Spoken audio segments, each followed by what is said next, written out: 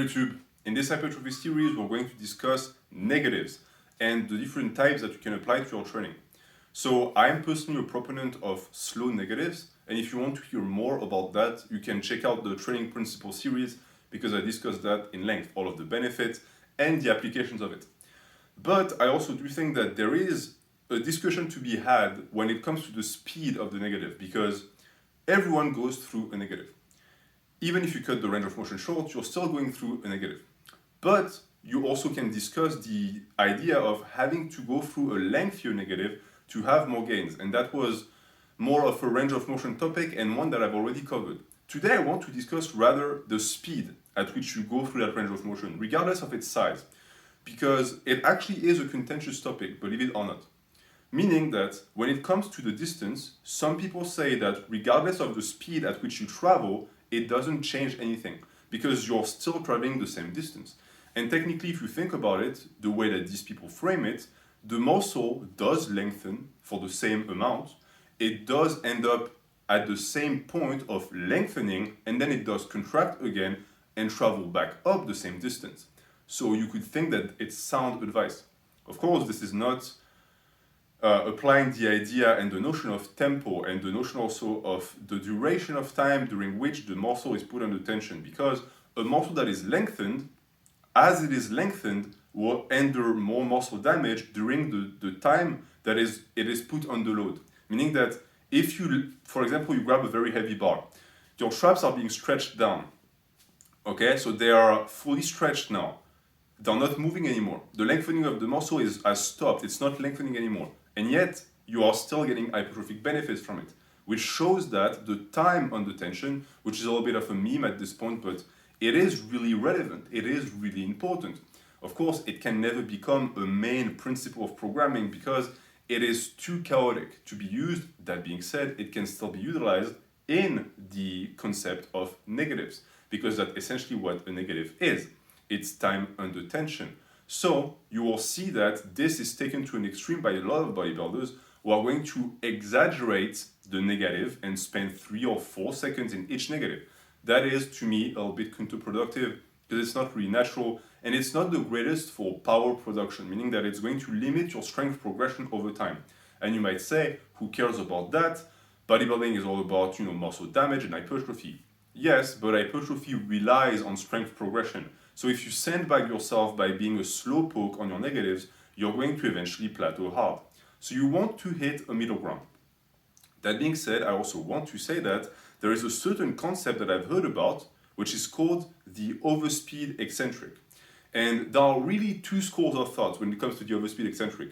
You have people who just discuss it raw, so with no chains or bends, and who say that, and again, it joins the first group of people that I discussed, they are going to state that regardless of the tempo, it's still the same because you still travel the same distance. And I've even heard people say that it might actually be better to be faster during the negative because you are going to lengthen the muscle in a fastest fashion.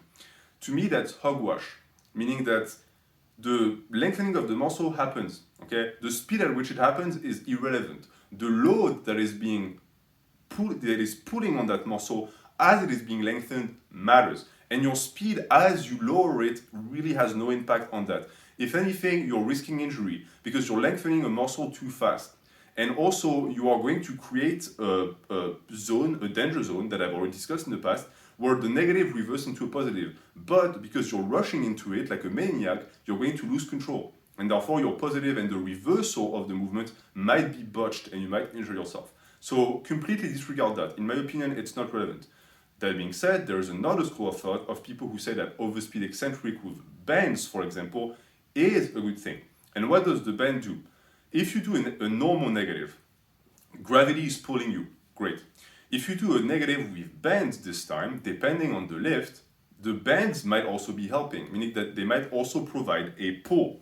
And you see also that the overspeed eccentric can be implemented in ways that are going to help too with every portion of the lift. Meaning that you could be at lockout in a position where you're supposed to be at your strongest, but the bends are also going to help gravity pull you down. So they're going to add some extra stress. I don't disagree with that because the bend is tension. It's tough to disagree with gravity. That being said, I do think, however, that in certain portions, like the negative, we need to discuss the implementation of bends. Because, for example, on the bench, when you go down on the bench, depending on the type of bends you use, some people will tell you that as you go down, if you use bends, even though the bends are really something that is going to make the positive harder, when you lower it, it's true that the bends also return to their natural state. So it's sort of a weird symbiotic relationship of you retracting the movement, reversing the movement, the bends lowering their tension, and as you do that, they're going to create an additional tension. But it's not just the tension as you reverse the movement, because the bends are going to contract. So as you touch your chest, they'll now fully contract, but they're also at their weakest, meaning that they are going to be at the portion of the lift where they're going to put the less strain on the bar. They put the less tension and weight, calculable weight on the bar. And as you press, it's great because this is the portion of the lift that is the weakest for most people. So as you go to actually lock the elbows, the bends are going to be stretched and stretched and stretched, and they resist the movement more, so they provide more tension. And then you lock out. I have no issues with that. That is perfectly fine in my book. I personally don't apply it in my training, but I understand why people do. What I want to talk about is this, the negative. As you lower, it is true, as I explained, that the bends don't just magically disappear. They don't just provide tension at the top and the bottom. They provide tension throughout the range of motion. And if it is true for the positive, it is true for the negative. So it might also be the case that as you lower it, the bends are going to create a tension that is going to also influence the impact of the negative on the muscular the fibers of the muscle. And so some people are going to say that by bringing the bar so fast to your chest, you're going to also have to resist it in a way, and it's going to also be more of an assistance when it comes to hypertrophy. And to that, I think there are two ways to think about it. Either you're going to have people who are going to completely ignore the tension of the bend and are going to just slam the bar in their chest and are going to let it bounce. And to these people, I would say, no. The previous hypothesis that I presented is not true. But for the people who actually go down on the negative, it is.